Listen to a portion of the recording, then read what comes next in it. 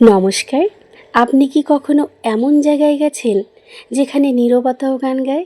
ছুটি শেষ, কিন্তু সেই দিনগুলোর গল্প এখনও মনে বাজে। হাসির মুহূর্তগুলো, বাতাসে চুল উড়ে যাওয়া পাহাড়ের নরম আলো, সব যেন এখনও চোখের সামনে ভেসে ওঠে। ছবিগুলো দেখি মনে হয় আবার সেই শান্ত জায়গায় ফিরে গেছি।